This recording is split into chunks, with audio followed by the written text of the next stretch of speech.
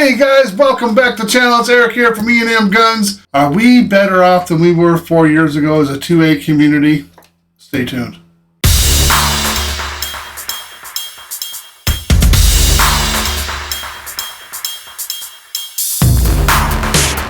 I compiled a hits list of Joe Biden's greatest accomplishments in his 4 years of presidency.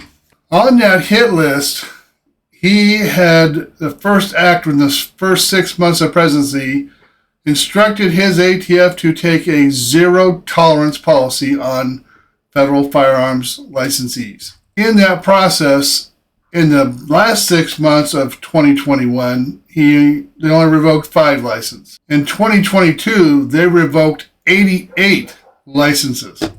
156. So if it's doubling each year, like 21 and then 23, I'm going to guess it's in the 300s for 2024 when it's all said and done.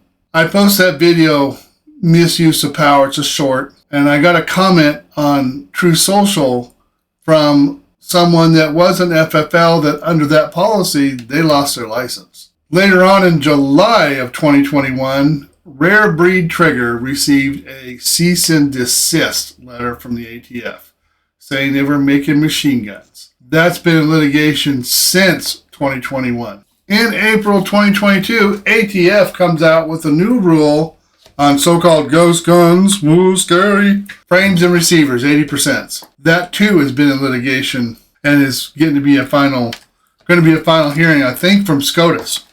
Now, let's move on to 2023. A big year. We saw the introduction in May, became a final rule in effect, no more pistol braces. For the last 10 years, had bought lots of pistol braces. And Biden's ATF decides now they're short barrel rifles and they want to collect the $200. Actually, technically, you had up till May 31st and you didn't have to pay the $200 stamp. Afterwards, if you want now, you might as well just do the short barrel rifle and pay the $200 tax stamp. Joe Biden signs executive order creating the Office of Gun Violence Prevention, headed up by his Vice VP, Kamala Harris. And who do they select to be in charge of all that besides Kamala Harris? Top execs from every town and Moms Demand Action. That's a nice big B. Candidates, Yellow Jacket too. I think you're going to die, dude. So they select, sorry, I'm watching that B. April of this year. Good job, Zeus. Eat that bee. Good job, buddy. Did you get him? The ATF drops a bombshell and completes one of Joe Biden's campaign promises about enhanced background checks. The final rule of engaging in the business of. This is basically turning every law-abiding citizen who wants to personally sell their gun into a felon if they don't become an FFL. Guys, I say this on a lot of videos, and I truly, truly mean it. We need to do what Joe Biden's trying to do at the state level, and we need to get into our state 2A and support them so that they can start fighting red flag laws, assault weapons bans, who needs to be an FFL. On that subject of who needs to be an FFL, there are 26 states attorney generals that are suing the ATF on that new rule. We'll have to wait around for a couple years to see how that all turns out. We did get a judge to give us a national injunction on pistol braces, which the ATF is still appealing. They're not giving up on it. So we need to start contacting our senators and our House of Representatives and putting pressure on them.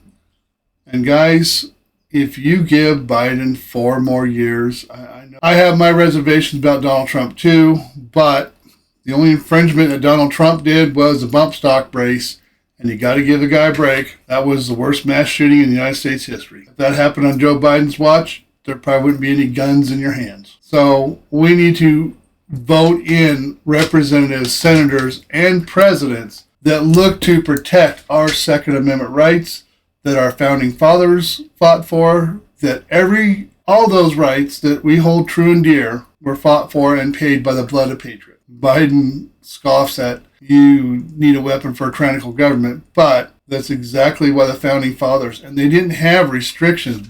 If you fact check Joe Biden on the founding fathers putting restrictions on what guns we could buy, that the new formed country could buy, there wasn't any restrictions. In fact, they sought out personal Navy ships that had cannons on them, because he did say you couldn't own a cannon. Yes, you could. Our federal government sought out the Navy ships to help secure our victory. Guys, I appreciate your time. I'm bringing you informative content. You get inspired to get into the fight. As usual, we love you. Peace out.